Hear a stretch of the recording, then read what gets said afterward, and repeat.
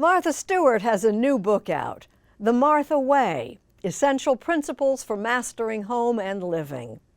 On this Mother's Day, we find her in the kitchen.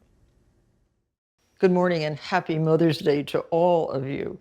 Today is a very special day. Now my mom has passed on, but she loved getting breakfast on Sunday morning on Mother's Day. She had 6 kids. We all kind of got into the act. Nothing is too much work for Mother. Remember that. Fresh juice has to be freshly squeezed, not out of a bottle, not out of a carton, please. I want to show you how to celebrate at home with a beautiful and delicious and not too difficult to make breakfast. My mom loved omelets, so we're going to make an omelet today. And bacon topped with delicious brown sugar and a little tiny bit of cayenne pepper for a kick.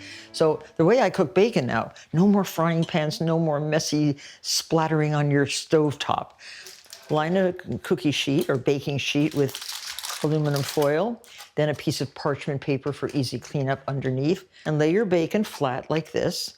Sprinkle with a little bit of brown sugar on top of each slice of bacon, just like that. And then a tiny, tiny pinch of cayenne on each slice. Remember, this is brunch. You don't need to be too spicy.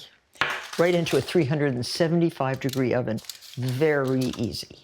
And if you're serving mom in bed or at the table, make sure you prepare a beautiful tray. I collect silver trays, glassware, salt and peppers. Look at these cute little salt and peppers I just got. Collecting is another great joy, and maybe Mother has something that she collects that you could add to. Good idea. And now the omelet itself. I use a very special pan. It was designed by a man called Rudolf Stanisch. He was known as the Omelet King in New York. And I've had this since 1970s, early 70s.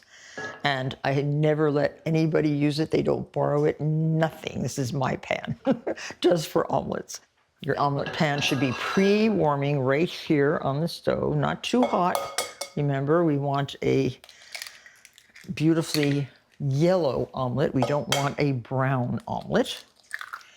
3 gorgeous farm fresh eggs. Look how beautiful. These all come from my chickens right out in the yard. Now you can use a fork to break up the eggs like this, or a wire whisk, whichever you prefer. A little bit of air in the egg makes a fluffier omelet. And a tiny bit of salt and some pepper in the egg itself. Butter into the pan, about 2 tablespoons of butter. So it's bubbling, but not brown. I like to put a few chives right in the butter just to get the flavor. And now your egg. Pull them away from the edge of the pan. Just get all that egg and make sure it's sliding in the pan. The secret of a good omelet is that it rolls out of the pan. If you want some cheese, and I love Gruyere cheese in my omelet, a few more chives. And a little bit of chopped parsley. This is the perfect omelet. And roll it right out onto your plate. Now that is what you want your omelet to look like. And don't forget my mother's favorite, candied bacon. Oh, how good this looks. One here, and one here, and a little bit more parsley on the top, and a gorgeous croissant. Enjoy, and make sure you treat a mother in your life. Happy Mother's Day.